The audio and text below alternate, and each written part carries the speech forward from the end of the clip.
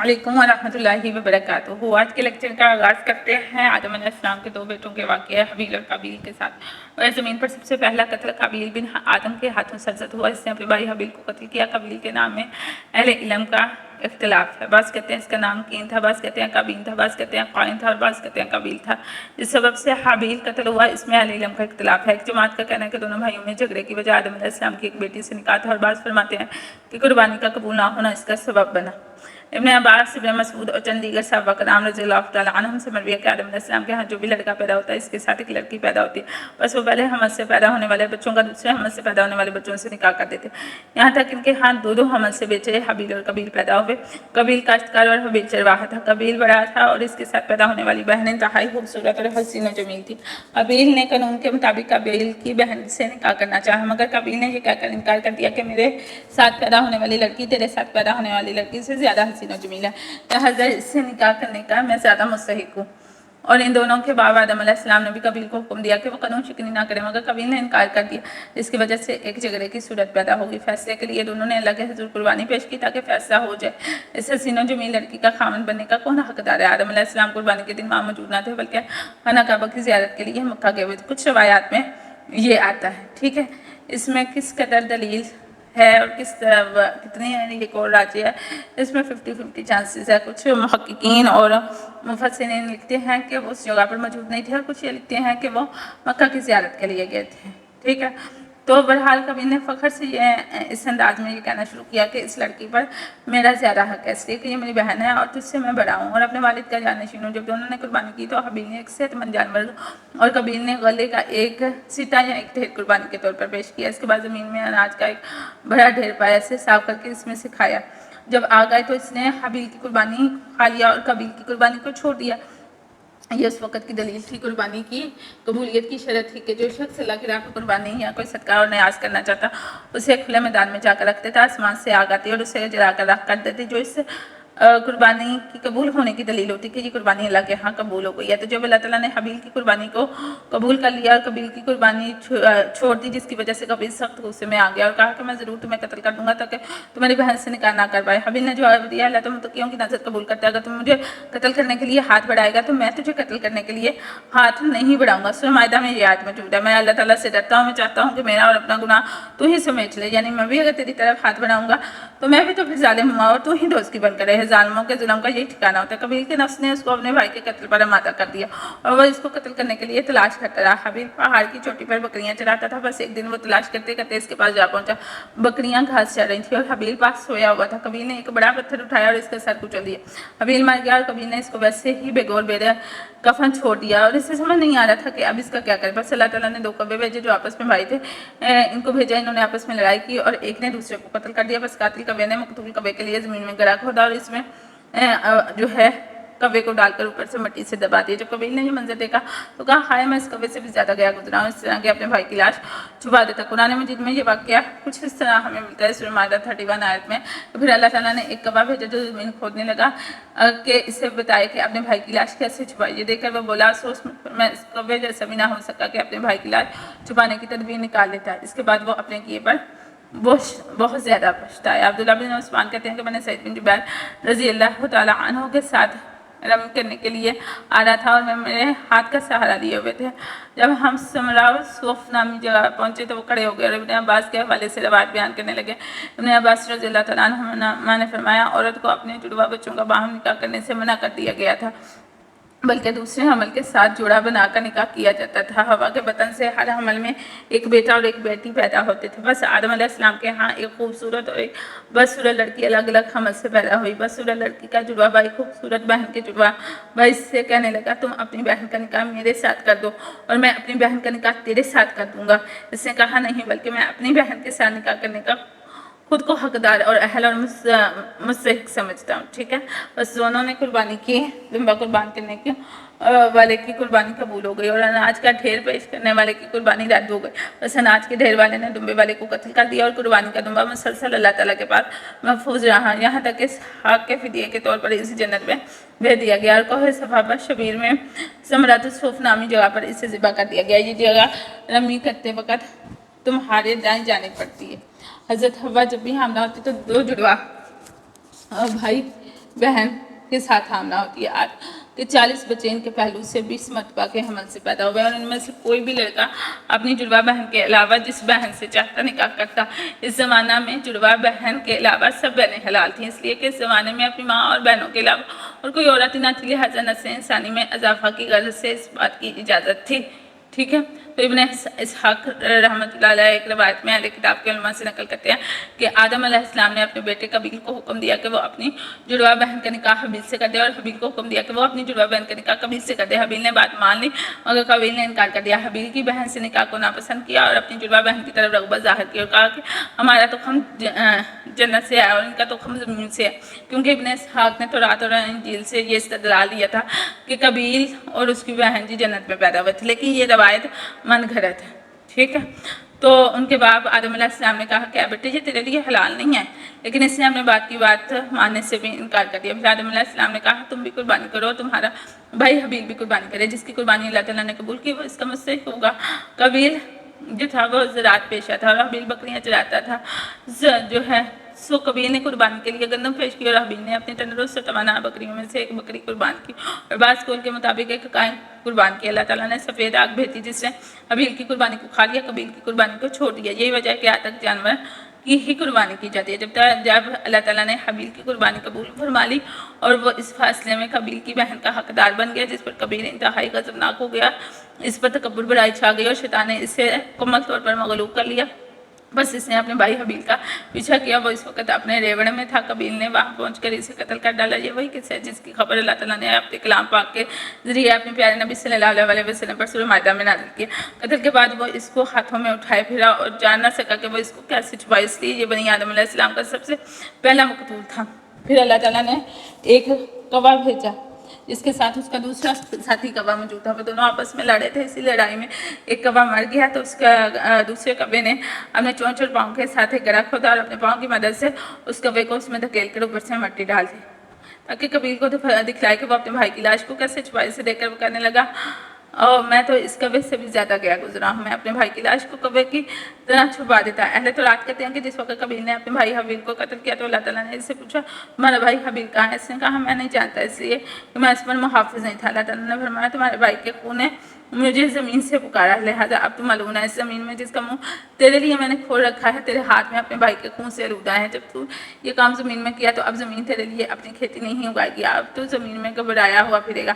कबील ने कहा मेरी खता आपकी बख्शिश से भर गई, आज आपने मुझे ज़मीन से निकाल लिया, यानी इसके मुनाफे से मालूम कर दिया और मैं इसमें दहशत ज़दा और घबराया हुआ बनकर रहूँगा। बस जो शख्स मुझसे मिलेगा मुझे कत्ल कर डालेगा। अल्लाह ताला ने फरमाया इस तरह नहीं होगा, जो शख्स ज़मीन में कत्ल करे तो इसके एक कत्ल के बदले 7 कत्ल का बोझ इस पर डाला जाएगा, लेकिन जो तेरे तरीके पर कत्ल करेगा इसका कत्ल 7 कत्ल के बराबर शुमार होगा। अल्लाह ताला ने कबील में एक निशानी मुकर्रर फरमा दी ताकि जो इसे पाए कत्ल ना कर सके। ठीक है, इस रवायत में भी कभी सबूत नहीं मिलता। और बात कहते हैं कि कत्ल का सबब यह था कि उनको कुर्बानी के साथ अपना तकर्रुब हासिल करने का हुक्म दिया गया था और जब उन्होंने कुर्बानी की तो एक कुर्बानी कबूल कर ली और दूसरी की रद्द कर दी गई। बस जिसकी कुर्बानी रद्द कर दी गई उसने अपने भाई के खिलाफ बगावत कर दी, यहाँ तक कि उसे कत्ल कर दिया। अब्दुल्लाह बिन उमर रज़ियल्लाहु तआला अन्हुमा से रवायत है कि आदम अलैहिस्सलाम के 2 बेटे जिन्होंने कुर्बानी के साथ अल्लाह ताला का कुर्ब हासिल करने की कोशिश की थी, इनमें से एक की कुर्बानी अल्लाह ताला ने कबूल फरमा ली और दूसरे की रद्द कर ली। इनमें से एक बड़ा काश्तकार था और दूसरा चरवाहा, दोनों को कुर्बानी का हुक्म दिया गया था।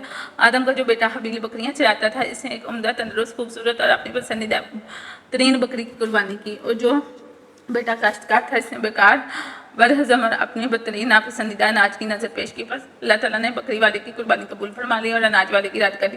इन दोनों का किस्सा कुरान मजीद में मौजूद है और अल्लाह की कसम मकतूल भाई 2 आदमियों से भी ज़्यादा कवि था, लेकिन इसने गुनाह से बचने के लिए अपने भाई की तरफ हाथ नहीं बढ़ाया। अपने अब्बास रज़ियल्लाहु तआला अन्हुमा से मरवी है कि इन दोनों भाइयों की दौलत का यह हाल कि इनमें से कोई भी ऐसा मस्कीन न था कि जिसको खैरात दी जा सकती। कुर्बानी से तकर्रुब इलाही के असूल का जरिया था। इसी तरह बैठे बैठे इनके दिल में आया और इन्होंने आपस में कहा कि काश हम कुर्बानी के जरिए तकर्रुब इलाही हासिल कर लेते।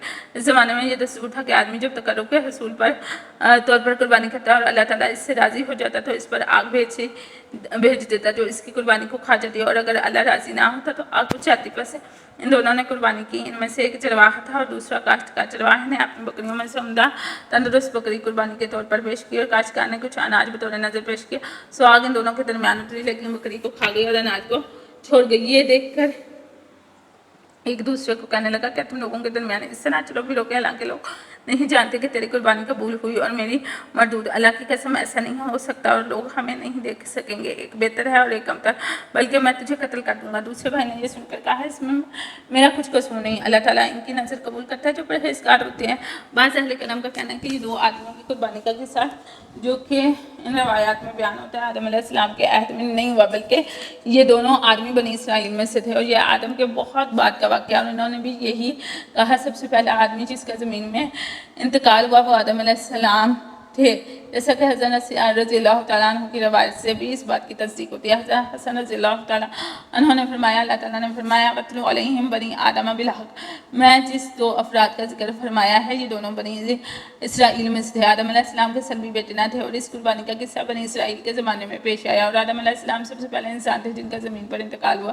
بعض فرماتے ہیں آدم ہوا کے زمین پر اترنے کے 100 سال کے بعد آدم علیہ السلام نے ہوا سے قربت فرمائی، بس اس حمد سے ان کا بیٹا قابیل اور اس کی جڑواں بہن پیدا ہوئی۔ جب یہ دونوں جوان ہوئے تو آدم نے قابیل کی جڑواں بہن کا نکاح حابیل کے ساتھ کرنے کا ارادہ فرمایا، لیکن قابیل اس بات سے انکاری ہوا، لہٰذا دونوں نے قربانی کے ذریعے بارگاہ خداوندی سے اجازت طلب فرمائی، سو حابیل کی قربانی قبول ہو گئی اور قابیل کی رد۔ اس بنا پر قابیل نے اپنے بھائی حابیل سے حسد کیا اور اسے کوہ ہیرا کی گھاٹی میں قتل کر ڈالا۔ پھر قابیل پہاڑ سے اتر کر اپنی جڑواں بہن کلیحہ کو لے کر سرزمین یمن کی طرف بھاگ گیا۔ ابن عباس کی روایت سے بھی اس کی تائید ہوتی ہے، انہوں نے فرمایا جب قابیل نے اپنے بھائی حابیل کو قتل کر دیا تو اپنی بہن کلیحہ کا ہاتھ پکڑا اور اسے لے کر بہت سمی پہاڑ سے اتر کر حفیظ کے مقام کی طرف بھاگ گیا۔ آدم علیہ السلام نے اسے فرمایا تھا تو جا، لیکن تو مسلسل خوف زدہ ہی رہے گا اور جس کو بھی تو دیکھے گا اسی سے تو جان کا خطرہ محسوس کرے گا۔ بس اس کی اولاد میں بھی سے بھی جو اس پر گزرتا وہ اس پر پتھر برساتا۔ قابیل کا ایک لڑکا نبینا تھا، اس کے ساتھ اس کا بینا بھی تھا۔ قابیل کے پوتے نے اپنے باپ سے کہا کہ یہ آپ کا والد قابیل ہے۔ یہ سن کر اس نبینا نے پتھر اٹھایا اور اپنے باپ کو مار کر قتل کر دیا۔ قابیل کے پوتے نے اپنے باپ سے کہا ابا جان آپ نے تو اپنے باپ دادا کو قتل کر دیا۔ نبینا نے ہاتھ بلند کیے اور اپنے بیٹے کو زوردار تھپڑ رسید کیا جس کی وجہ سے وہ بھی مر گیا۔ اس کے بعد نبینا نے کہا ہائے میری ہلاکت اور بربادی، میں نے اپنے باپ کو پتھر سے اور اپنے بیٹے کو تھپڑ سے قتل کر دیا۔ تو رات میں ہے کہ قتل کے وقت حابیل کی عمر 20 سال اور قابیل کی عمر 25 سال تھی۔ حسن رضی اللہ تعالیٰ عنہ کی روایت میں پر ہماری روایت یہ ہے کہ ہمارے نزدیک دوسرا راج یہ ہے کہ اللہ تعالیٰ نے قرآن میں آدم علیہ السلام کے جن دو بیٹوں کا ذکر کیا ہے ان میں سے ایک نے دوسرے کو قتل کیا۔ یہ دونوں آدم علیہ السلام کے سلبی بیٹے تھے، جیسا کہ عبداللہ بن مسعود سے مروی ہے۔ نبی کریم صلی اللہ علیہ وسلم نے فرمایا جب کسی نفس کو ظلم سے قتل کیا جاتا ہے تو اس کا گناہ آدم کے پہلے بیٹے پر ہوتا ہے، اس لیے اس نے سب سے پہلے قتل کا طریقہ رائج کیا تھا۔ اس روایت سے یہ واضح ہو گیا کہ قرآن کریم میں آدم علیہ السلام کے جن دو بیٹوں کا ذکر آیا اس سے مراد ان کے سلبی بیٹے ہی ہیں۔ اگر یہ دونوں بنی اسرائیل سے ہوتے جیسا کہ حسن رضی اللہ تعالیٰ عنہ کی روایت میں ہے تو ان کے بارے میں یہ نہ کہا جاتا کہ اپنے بھائی کو قتل کرنے والا سب سے پہلا شخص وہی ہے جس نے قتل کا طریقہ رائج کیا، کیونکہ ایک دوسرے کو قتل کرنے کا طریقہ دنیا میں بنی اسرائیل سے پہلے ہی شروع ہو گیا۔ اگر یہ کہا جائے کہ گویا یہ ثابت ہو گیا کہ وہ بنی اسرائیل میں سے نہ تھے تو اس پر کیا دلیل ہے کہ وہ آدم علیہ السلام کے سلبی بیٹے تھے، تو اس کے جواب میں کہا جائے گا کہ ان دونوں کے بنی اسرائیل میں سے ہونے کا قول باطل ہونے کے بعد علماء امت نے بھی اس بارے میں کسی کا اختلاف نہیں، اجماع امت ہی کی اس دلیل سے وہ آدم کے سلبی بیٹے تھے۔ حضرت علی بن ابی طالب رضی اللہ تعالیٰ عنہ سے منقول ہے کہ جب قابیل نے اپنے بھائی حابیل کو قتل کر دیا تو آدم علیہ السلام بہت روئے اور یہ بڑے شہر اور ان کے رہنے والوں کی حالت تبدیل ہو گئی، سطح زمین بھی غبار آلود اور بے حقیقت ہو گئی، یہ ذائقہ دار اور رنگ دار چیز کا ذائقہ اور رنگ بدل گیا اور حسین چہروں کی طرح تاز کی مان پڑ گئی۔ آدم علیہ السلام کو اس کا جواب ان اشعار کے ساتھ دیا گیا، اے حابیل کے باپ یقیناً وہ دونوں ہی قتل ہو گئے اور زندہ بھی مثل مردہ کے ہو گیا، وہ خوف زدہ حالت میں برائی کا مرتکب ہوا جس کی وجہ سے وہ ہر سو چیختا چنگھاتا پھرتا ہے۔ بعض حضرات کہتے ہیں ہوا کے بطن سے آدم کی 120 اولادیں ہوئیں اور ہر حمل سے ایک جوڑا پیدا ہوتا تھا۔ پلوٹھی کے بچے قابیل اور اس کی بہن کلیحہ اور سب سے آخر میں عبد المغیث اور اس کی جڑواں بہن امت المغیث پیدا ہوئی، ٹھیک ہے۔ لیکن ابن اسحاق کی روایت جو میں نے پہلے بھی ذکر کیا ہے وہ کہتے ہیں کہ ان کی کل اولاد 40 تھی اور یہ 20 حمل سے پیدا ہوئی۔ ابن اسحاق نے یہ بھی کہا کہ ان میں سے بعض کے نام جو ہم تک پہنچے ہیں اور بعض کے نہیں پہنچے، جن کے پہنچے ہیں وہ 15 مرد اور 4 عورتیں۔ آدم علیہ السلام کے جن بیٹوں کے نام پہنچے ہیں ان کے نام میں قابیل، حابیل، شیس، اباد، بالغ، اساسی، توبہ، بنان، شبوبہ، حیان، زرابیس، حضر، یحوس، سندل اور بارک ہے۔ اور آدم علیہ السلام کی بیٹیوں کے نام کلیحہ، لیوزہ، اشوس اور حد ورتا ہے، ٹھیک ہے۔ تو بات یہ ہے کہ جتنی بھی روایات بیان کی جاتی ہیں، ٹھیک ہے، ان میں سے کچھ روایات ایسی ہیں جو مستند ہیں، کچھ ایسی ہیں جو کہ مستند نہیں ہیں، کچھ ایسی ہیں جو راجی ہیں، کچھ ایسی ہیں جو راجی نہیں ہیں، کچھ ایسی ہیں جو من گلت ہیں تورات اور انجیل کے ایویڈنس پہ ہیں، کچھ ایسی ہیں کہ جو راجی ہیں اور کچھ ایسی ہیں جو راجی نہیں ہیں۔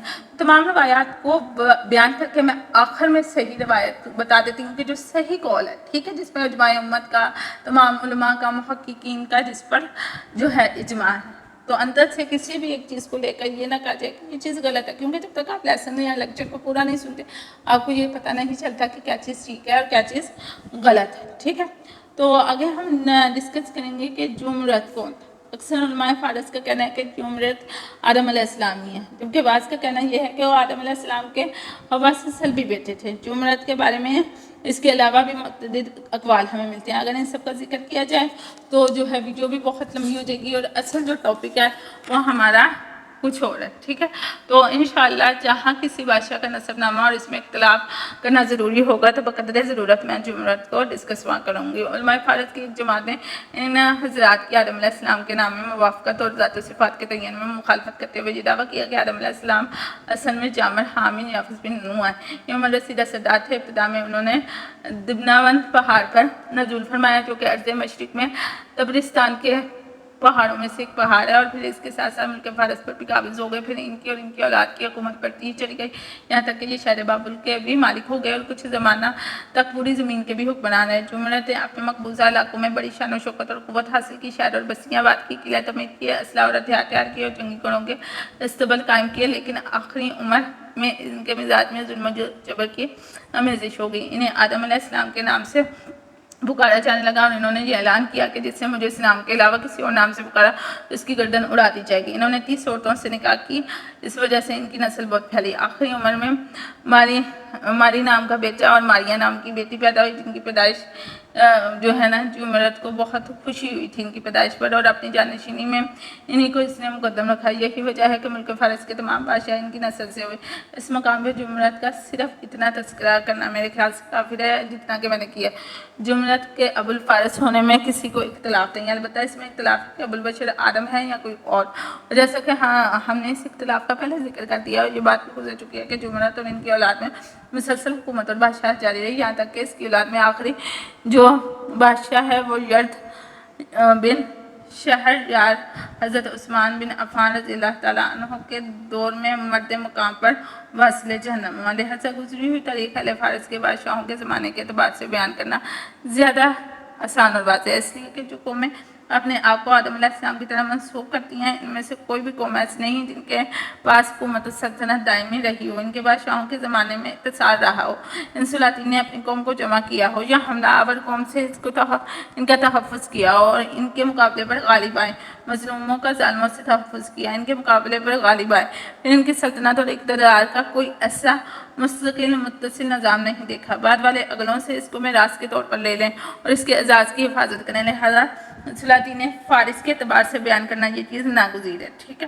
بات یہ ہے روئے زمین پر پھر سب سے پہلے وفات کس کی ہوئی؟ اس سے پہلے بھی میں نے بتایا کہ زمین میں سب سے پہلے آدم علیہ السلام کا کچھ لوگ کہتے ہیں انتقال ہوا، اور قرآن کریم کی سورہ مائدہ کی آیت ہے میں بھی ہمیں پتہ چلتا ہے کہ آدم علیہ السلام کے جن 2 بیٹوں اور ان میں سے ایک کے مقتول ہونے کا ذکر ہے وہ آدم علیہ السلام کے سلبی بیٹے نہ تھے بلکہ یہ قوم بنی اسرائیل میں سے تھی، لہٰذا پہلے وفات زمین پر آدم علیہ السلام کی ہوئی ہے، مگر ہم دلائل سے اس قول کو ثابت کریں گے اور بتائیں گے کہ زمین پر آدم علیہ السلام سے پہلے بھی وفات ہوئی تھی۔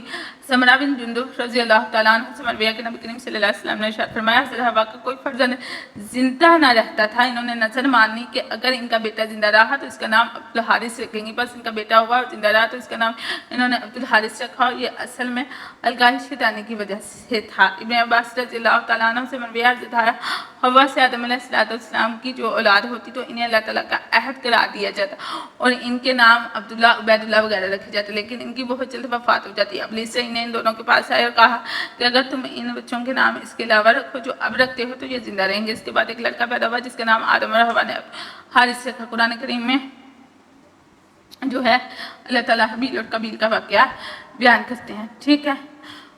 تو سعید بن جبیر نے فرمایا ہے کہ یہ جو قرآن کی آیت ہے نا سورۃ الاعراف کی، وہ اللہ ہی ہے جس نے تمہیں ایک جان سے پیدا کیا اور اسی کو اس کی جنس سے ایک جوڑا دیا تاکہ اس کے پاس خون حاصل کرے۔ پھر جب مرد نے عورت کو ڈھانک لیا تو اسے خفیف سا حمل رہ گیا جسے لیے وہ چلتی پھرتی رہی۔ پھر جب وہ بوجھل ہو گئی تو دونوں نے مل کر اللہ اپنے رب سے دعا کی، اگر تو نے ہم کو اچھا سا بچہ عطا کیا تو ہم تیرے شکر گزار ہوں گے، مگر جب اللہ نے ان کو ایک صحیح ثانی بچہ دے دیا تو وہ اس کی بخشش اور عنایت میں دوسروں کو اس کا شریک ٹھہرانے لگے۔ تو سعید بن جبیر نے ساتھ کی تفسیر سے مروی ہے کہ حضرت حوا جب پہلے بیٹے کے ساتھ حاملہ ہوئی تو انہوں نے بوجھ محسوس کیا۔ ابلیس ان کے پاس آیا اور کہنے لگا، اے حوا تمہارے پیٹ میں کیا ہے؟ انہوں نے کہا مجھے کیا معلوم کون ہے؟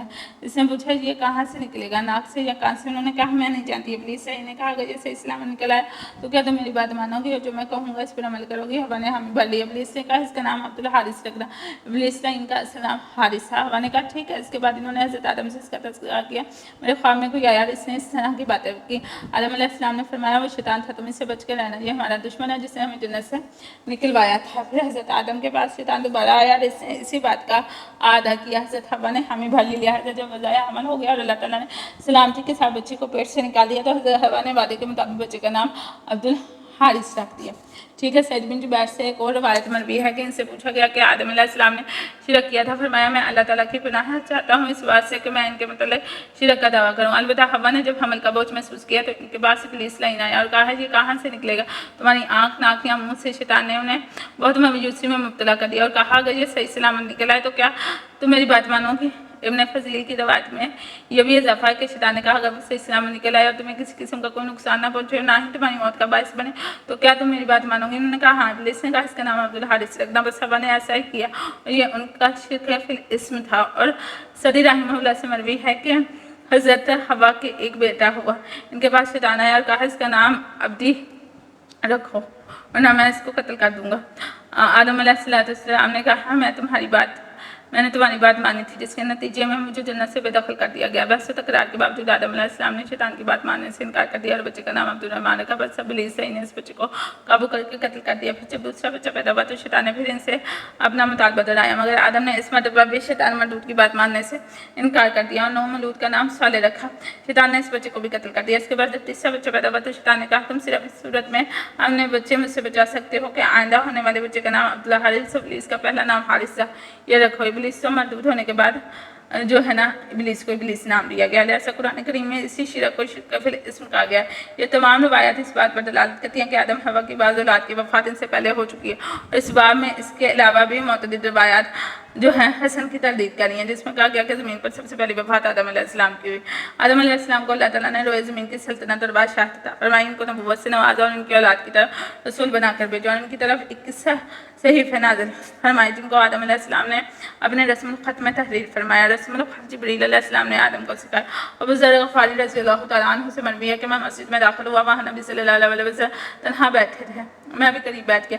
آپ صلی اللہ علیہ وسلم نے فرمایا اے ابو ذر مسجد کے لیے بھی سلام ہے، اس کا سلام تحیت المسجد کی 2 رکعتیں ہیں، لہٰذا تم کھڑے ہو جاؤ اور 2 رکعتیں پڑھو۔ میں 2 رکعت پڑھ کر پھر قریب ہو کر بیٹھا اور عرض کیا یا رسول اللہ صلی اللہ علیہ وسلم آپ نے مجھے نماز کا حکم دیا، آپ بتائیے نماز کیا؟ فرمایا بہترین چیز ہے، زیادہ ہو یا کم؟ پھر ایک قصہ ذکر کیا اس کے اندر، میں پوچھا اس میں انبیاء علیہ السلام کتنے گزرے؟ فرمایا 1,24,000۔ میں نے پوچھا اس سے کتنے رسول تھے؟ فرمایا 313 کا بڑا مجموعہ، ٹھیک ہے، جس میں بڑی خیر و برکت ہے۔ میں نے عرض کیا ان میں سب سے پہلے نبی کون تھے؟ فرمایا آدم۔ میں نے عرض کیا کیا آدم نبی مرسل تھے؟ فرمایا ہاں، اللہ تعالیٰ نے انہیں اپنے دست قدرت سے پیدا فرمایا، ان میں اپنی طرف سے روح پھونکی اور ان کے تمام اعضاء اپنے سامنے درست فرمایا۔ ابو ذر غفاری رضی اللہ تعالیٰ عنہ سے مروی ہے، میں نے عرض کیا اے اللہ کے رسول نبی صلی اللہ علیہ وسلم کیا آدم نبی تھے؟ فرمایا ہاں وہ نبی تھے۔ اللہ تعالیٰ نے انہیں اپنے سامنے کھڑا کر کے کلام فرمایا اور یہ بھی کہا جاتا ہے کہ آدم علیہ السلام پر مردار خنزیر کا گوشت حرام قرار دیا۔ آدم علیہ السلام پر نازل ہونے والے حروف تحقیق اور آگ میں لکھے ہوئے تھے۔ آدم علیہ السلام کی عمر 130 سال ہونے کے بعد حضرت حوا کے ہاں ایک بیٹا پیدا ہوا، اور یہ قبیل اور حبیل کے واقعے کے 50 برس بعد کا واقعہ ہے۔ اہل تورات کہتے ہیں کہ یہ بیٹا تنہا پیدا ہوا، اور شیس کے معنی کے ہاں جو ہے نا عبداللہ اور شیس حبیل کے بدل کے طور پر، جیسے کہ ابن عباس سے مروی ہے کہ حوا کے بطن سے شیس نامی لڑکا اور غرور نامی لڑکی پیدا ہوئی تھی، یعنی غرورہ نامی لڑکی تھی اور شیس نامی لڑکا تھا۔ اس لڑکے کی پیدائش پر جبریل علیہ السلام نے کہا یہ اللہ کا عطیہ ہبت اللہ ہے جو حبیل کا بدل ہے۔ اس لفظ کو عربی میں شیس، سریانی میں شاس اور عبرانی میں شاس کہتے ہیں۔ इन्हीं को आदम अलैहिस्सलाम का जानशीन बनाया गया। इनकी पैदाइश के वक्त आदम अलैहिस्सलाम की उम्र 130 बरस थी। मोहम्मद बिन इसहाक से मरवी है, जब आदम अलैहिस्सलाम की वफात का वक्त करीब आया तो उन्होंने अपने बेटे शहस को बुलाया और इससे अहद लिया और दिन रात की घड़ियाँ और औकात सिखलाए और हर घड़ी में किसी न किसी मखलूक का इबादत करना बताया। हर घड़ी कोई ना कोई मखलूक इबादत इलाही में मसरूफ होती है और फरमाया, मेरे अजीज बेटे, अनकरीब ज़मीन में तूफान आएगा और वो 7 साल ठहरेगा। और उनको वसीयत लिखवाई। बस हज़रत शहस अपने बाप आदम के वसी और जानशीन हुए। आदम अलैहिस्सलाम की वफात के बाद सारी हुकूमत और बादशाहत इन्हीं के लिए हुई। हदीस रसूल मकबूल सल्लल्लाहु अलैहि वसल्लम के मुताबिक शहस अलैहिस्सलाम पर 50 सहीफे नाज़िल हुए। हज़रत अबू ज़र गफ़ारी से मरवी है कि मैंने अर्ज़ किया, अल्लाह के रसूल सल्लल्लाहु अलैहि वसल्लम, अल्लाह ताला ने कितनी किताबें नाज़िल फरमाई? आपने फरमाया 104 और हज़रत शहस पर 50 सहीफे नाज़िल हुए। इस वक्त तमाम बनी आदम हज़रत शहस की ही औलाद है और ये इस वक्त के शहस के अलावा आदम अलैहिस्सलाम की तमाम नस्ल फना और ख़त्म हो गई और इनमें से कोई बाकी ना रहा, सिर्फ शहस की नस्ल चली। लिहाजा अब तमाम लोग शहस की ही औलाद हैं। आदम अलैहिस्सलाम की उम्र के मुतालिक अहले इल्म के दरमियान मामूली इख्तिलाफ है और इस मसले में जो अहादीस मिलती हैं वो ये हैं कि अबू हुरैरा रज़ियल्लाहु तआला अन्हु से मरवी है कि नबी करीम सल्लल्लाहु अलैहि वसल्लम ने फरमाया, अल्लाह ताला ने आदम अलैहिस्सलाम को अपने दस्त से कुदरत से पैदा फरमाया और इनमें अपनी तरफ से रूह फूंकी और फरिश्तों को हुक्म दिया कि आदम को सिद्दा करें। फरिश्तों ने सिद्दा किया। आदम अलैहिस्सलाम बैठ के इनको छींका। इन्होंने अल्हम्दुलिल्लाह कहा। अल्लाह ताला ने जवाब में हम कर रब्बिक, तेरा रब तुझ पर राज़ी हो, रहम करे। और ये भी कि फरिश्तों की इस जमात के पास जाओ और इन्हें अस्सलाम वालेकुम कहो। बस वो फरिश्तों के पास आए, उन्होंने सलाम कहा। उन्होंने जनाब में वालेकुम अस्सलाम व रहमतुल्लाह कहा। फिर आदम अलैहिस्सलाम अपने रब की जानिब लौट आए। अल्लाह ताला ने फरमाया, ये तेरा और तेरी औलाद का आपस में मिलते वक्त का सलाम होगा। फिर अल्लाह ताला ने इनके सामने 2 मुट्ठियाँ बनी फिर और फरमाया, इनमें से एक को इख्तियार कर ले। आदम अलैहिस्सलाम ने कहा, मैंने अपने दाएं हाथ को इख्तियार किया, चुन लिया और इसके दोनों ही दाएं हाथ हैं यानी अल्लाह ताला के। अल्लाह ताला ने इनके सामने वो मुट्ठी खोली तो इसमें आदम अलैहिस्सलाम की तमाम औलाद की सूरत थी और हर आदमी के पास इसकी मुद्दत उम्र भी लिखी हुई थी और आदम अलैहिस्सलाम की उम्र 1000 साल तक थी। इनमें से एक जमात इंतहाई नूरानी सूरत थी। आदम अलैहिस्सलाम ने पूछा, ऐ मेरे रब, ये कौन लोग हैं जिन पर नूर छाया हुआ? फरमाया, ये नबियों और रसूलों की जमात है जो मेरे बंदों की तरफ भेजे जाएंगे। इस जमात में से एक साहब नूरानियत में कुछ ज़्यादा नुमाया थे मगर इनकी उम्र सिर्फ 40 साल लिखी हुई थी। आदम अलैहिस्सलाम ने कहा, अर्ज़ किया, है मेरे रब, ये क्या है? इनमें से सबसे ज़्यादा चमकदार और रोशन चेहरे वाले की उम्र सिर्फ 40 साल। फरमाया, ये ही इसकी तकदीर में लिखा हुआ है। आदम अलैहिस्सलाम ने अर्ज़ किया, मेरे रब, मेरी उम्र में से 60 साल कम करके इन्हें दे दे। रसूलुल्लाह सल्लल्लाहु अलैहि वसल्लम ने फरमाया, जब अल्लाह ताला ने उन्हें जन्नत में ठिकाना अता फरमाया फिर ज़मीन की तरफ उतारा और अरसा दराज गुजर जाने के बाद जब मलकुल मौत आदम अलैहिस्सलाम की रूह कब्ज़ करने आया तो आदम अलैहिस्सलाम ने फरमाया, मलकुल मौत, क्या तुम मेरे पास कबल वक्त यानी जल्दी नहीं आ गए? मलकुल मौत ने कहा, मैंने ऐसा नहीं किया। आदम अलैहिस्सलाम ने कहा, क्या अभी मेरी उम्र में 60 साल बाकी नहीं? मलकुल मौत ने कहा, आपकी उम्र में कुछ बाकी नहीं, क्योंकि आपने अपने रब से दरख्वास्त की थी कि मेरी उम्र में से 60 साल कम करके मेरे बेटे दाऊद को दे दिए जाएँ। आदम अलैहिस्सलाम ने कहा, मैंने ऐसा नहीं कहा। रसूलुल्लाह सल्लल्लाहु अलैहि वसल्लम ने फरमाया, आदम भूल गए और इनकी औलाद भी इसी तरह भूल जाती है। आदम अलैहिस्सलाम ने इनकार किया और इनकी औलाद भी इसी तरह इनकार करती है। बस अल्लाह ताला ने क़यामत के रोज़ लिखी हुई किताब रखेगा और गवाहों के साथ फैसले फरमाएगा। इब्ने अब्बास रज़ियल्लाहु तआला अन्हुमा से मरवी है, जब आयत दिन नाज़िल हुई तो रसूलुल्लाह सल्लल्लाहु अलैहि वसल्लम ने फरमाया, सबसे पहले जिस शख्स ने बहस तकरार की वो आदम थे। ये बात 3 मरतबा इरशाद फरमाई। फिर फरमाया, जब अल्लाह ताला ने इनको पैदा फरमाया तो उनकी पुश्त पर हाथ फेरा और उनकी पुश्त से क़यामत तक होने वाली इनकी औलाद निकाली। फिर इनको आदम अलैहिस्सलाम पर पेश फरमाया तो आदम अलैहिस्सलाम ने इनमें से एक को ज़्यादा सफ़ेद रोशन देखा तो अर्ज़ किया, मेरे रब, ये कौन सा नबी है? फरमाया, ये तुम्हारा बेटा दाऊद है। अर्ज़ किया, मेरे रब, इसकी कितनी उम्र है? फरमाया, 60 साल। अर्ज़ किया, मेरे रब, इसकी उम्र ज़्यादा कर दे। ठीक है, पहली रवायत में 40 थी, इस रवायत में 60 साल बताई गई है। फरमाया, नहीं, मगर ये तो अपनी उम्र देकर इसकी उम्र में इजाफा करे। हज़रत आदम की उम्र 1000 साल थी। इन्होंने अपनी उम्र में से 40 साल दाऊद को हिबा यानी तोहफा कर दिया। अल्लाह ताला ने यह मामला किताब में लिख लिया और फरिश्तों को इस पर गवाह बना लिया। फिर जब आदम अलैहिस्सलाम की वफात का वक्त आया और फरिश्ते रूह कब्ज़ करने के लिए आए तो आदम अलैहिस्सलाम ने फरमाया, मेरी उम्र के अभी 40 साल बाकी है। और फरिश्तों ने कहा, 40 साल आपने अपने बेटे दाऊद को हिबा कर दिया। आदम अलैहिस्सलाम ने कहा, मैंने तो ऐसा नहीं किया था और ना ही मैंने कोई चीज़ हिबा या तोहफा की थी। इस पर अल्लाह ताला ने वो किताब पेश फरमाई और फरिश्तों को गवाहों के तौर पर खड़ा किया। सो इसी तरह आदम अलैहिस्सलाम के 1000 साल पूरे हुए और दाऊद अलैहिस्सलाम की उम्र के 100 साल पूरे हुए। इब्ने अब्बास से सूरत अराफ की आयत 172 की तफसीर में मरवी है कि अल्लाह ताला ने जब आदम को पैदा फरमाया तो उनकी पुश्त पर हाथ फेरा और उनकी तमाम औलाद को चूंटियों की तरह निकाला। उन्होंने क़ुव्वत गोयाई फरमाई, फिर इनसे कलाम किया और इन्हें इनकी ज़ात पर गवाह बना दिया। इनमें से बास को नूरानी सूरत बनाया। फिर आदम अलैहिस्सलाम से फरमाया, ये दाऊद अर्ज़ किया, है मेरे रब, आपने इनकी उम्र कितनी लिखी? फरमाया, 60 साल।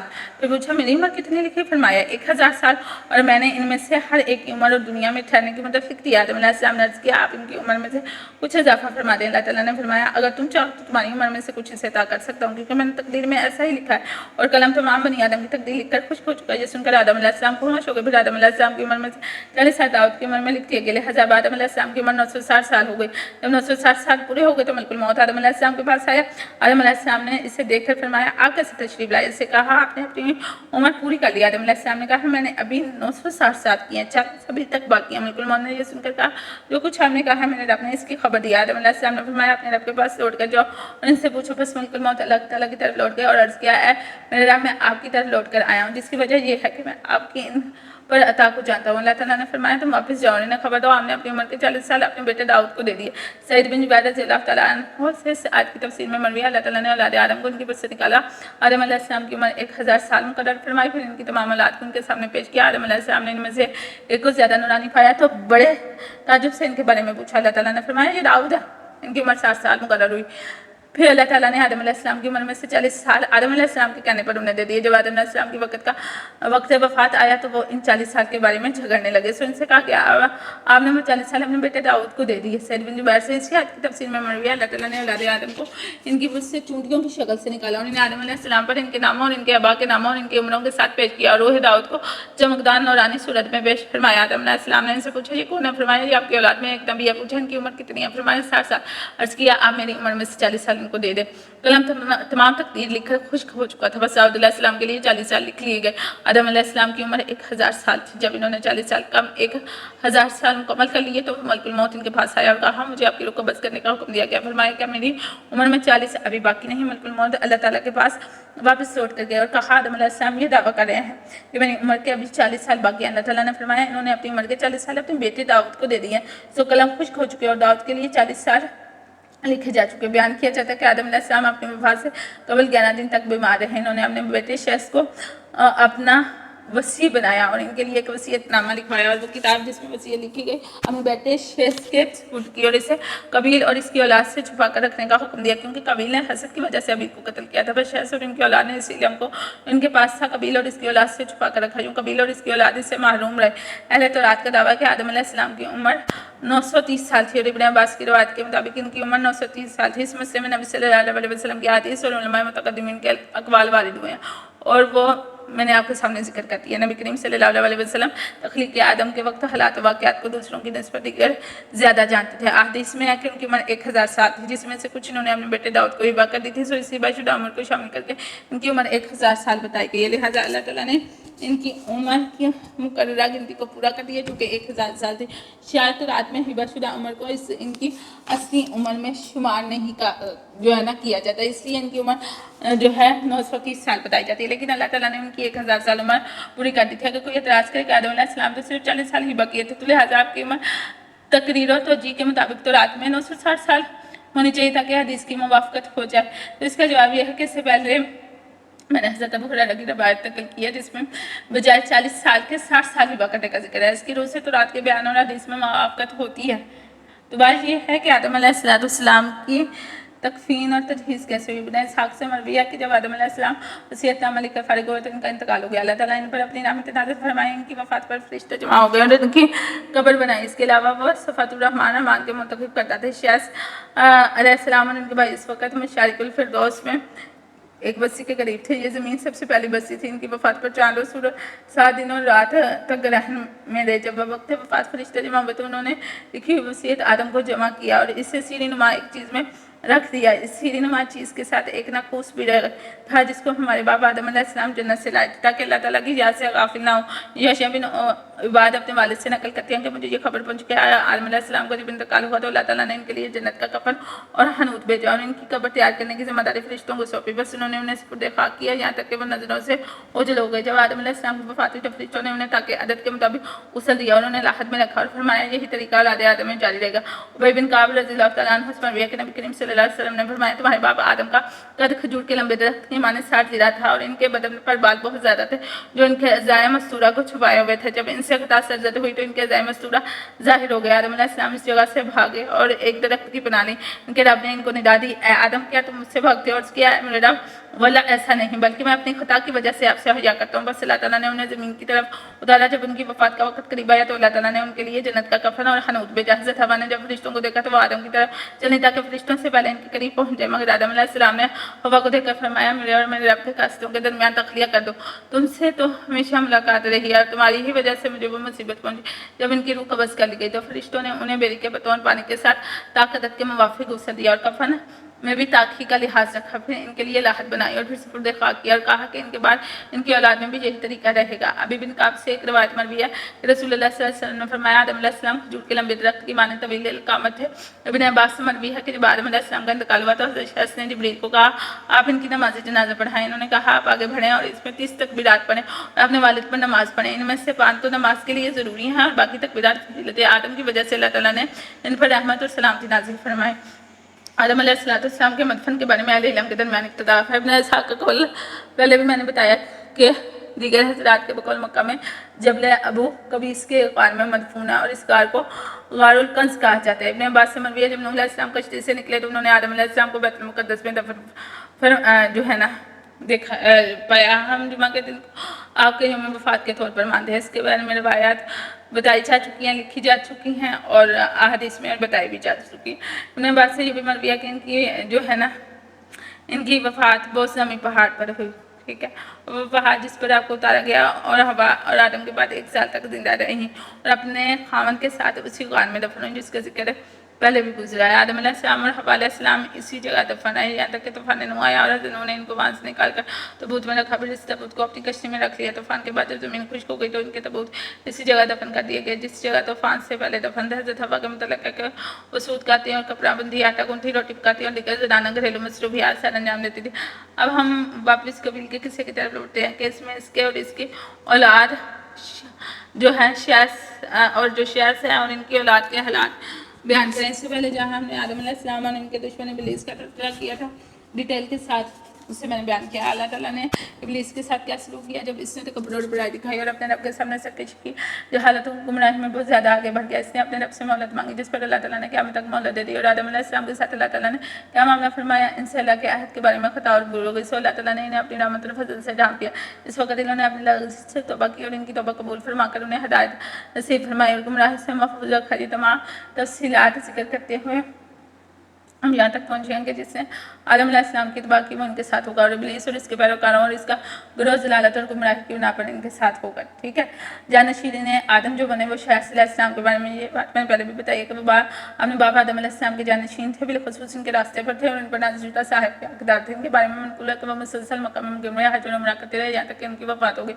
उन्होंने अपने ऊपर और आदम अलैहिस्सलाम के ऊपर नाज़िल सहीफ़ों को जमा किया और इन सब पर अमल किया। पत्थर और गारे के साथ बैतुल्लाह की तमीर फरमाई और माय मुतक़द्दिमीन फरमाते हैं जो कुबा अल्लाह ताला ने आदम अलैहिस्सलाम के लिए हरम बैतुल्लाह में बनाया था वो तूफान के वक़्त से आसमान पर उठा लिया गया। ये भी कहा जाता है कि शैस अलैहिस्सलाम पे मर्जुल मौत में मुब्तला हुए तो अपने बेटे अनूश को अपना जानशीन बनाया और इंतकाल कर गया। इनकी तदफीन इनके वालिदैन के साथ जब अभी कभी इसके गार में हुई और इनकी वलादत के वक़्त आदम अलैहिस्सलाम की उम्र 235 साल थी। हज़रत शैस की उम्र 912 साल हुई। इनके बेटे अनूश की वलादत के वक़्त उनकी उम्र 605 साल थी। ये तमाम बयान अहले तौरात के हवाले से बताया जाता है। जबकि इब्न इसहाक़ की रवायत में हज़रत शैस ने अपनी बहन हज़रत बिनते आदम से निकाह किया जिसके बतन से इनके हानस बिन शैस और लुगमा बिनते शैस पैदा हुए। इस वक्त इनकी उम्र 105 साल थी। इसके बाबा मजीद 800 साल तक जिंदा रहे। अनूश अपने बाप की वफ़ात के बाद इनकी छोड़ी हुई हुकूमत और रायत के इंतज़ाम में अपने बाप के नक्शे कदम पर चले और इसमें कोई भी तब्दीली नहीं की। अहले तौरात के बयान के मुताबिक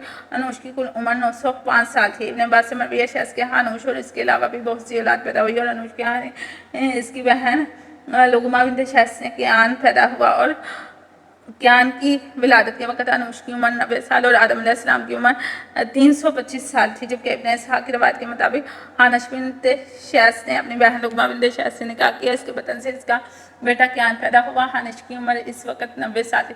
कियान की विलादत के बाद वो 815 साल जिंदा रहे और उनकी बहुत सी औलादें हुई। हानिश की कुल उम्र 905 साल। फिर कियान बिन हानिश ने 13 साल की उम्र में दहना बिनते बराकिल बिन महवील बिन खनू बिन आदम से निकाह किया जिससे महलाइल बिन कियान पैदा हुए। इसकी विलादत के बाद कियान 800 साल مزید زندہ رہا اور قیان کی کل عمر 910 سال ہوئی۔ یہ بات ہمیشہ یاد رکھیں، بہن سے نکاح ساتھ پیدا ہوئی بہن نہیں تھی بلکہ دوسرے حمل سے پیدا ہوئی بہن تھی۔ ابن عباس سے مروی ہے کہ انوش کے ہاں کیان اور بہت سی اولاد پیدا ہوئی، لیکن اس نے کیان کو جانشین بنایا اور مہلائی کے اربد اور بہت سی اولاد پیدا ہوئی، لیکن باپ نے مہلائی کو جانشین بنایا۔ اربد کے یعنی کہ ادریس علیہ السلام پیدا ہوئے اور ان کے متوشرق پیدا ہوئے اور ان کے لامک شارم پیدا ہوئے اور یہ ہی اپنے باپ کے جانشین بنے۔ اہل تورات کے حوالے سے کہتے ہیں کہ تورات میں مذکور مہلائی کی ولادت کے وقت آدم علیہ السلام کی عمر 395 سال اور کیان کی 17 سال تھی۔ ابن اسحاق کی روایت کے مطابق مہلائی بن کیان نے 65 سال کی عمر میں اپنی خالہ سمعین بن براکیل بن محویل بن خنو بن قیس بن آدم سے نکاح کیا اور اس سے ید بن مہلائی پیدا ہوئے اور اس کی ولادت کے بعد مہلائی 830 سال زندہ رہے اور اس کے بعد بہت سی اولاد ہوئی۔ مہلائی کی عمر 895 سال ہوئی اور اس کے بعد وفات ہوئی۔ تورات میں ہے کہ ید کی پیدائش کے بعد آدم علیہ السلام کی عمر 408 سال تھی، یعنی جب ید پیدا ہوا تو آدم علیہ السلام اس وقت 408 سال کے تھے۔ مہلائی اپنے باپ کے آن کے نقش قدم پر چلا، البتہ چند چیزیں اس کے زمانے میں نئی ظاہر ہوئیں۔ اس کے ساتھ ہی آج کا لیکچر اپنے اختتام کو پہنچا۔ واخر دعوانا الحمدللہ رب العالمین۔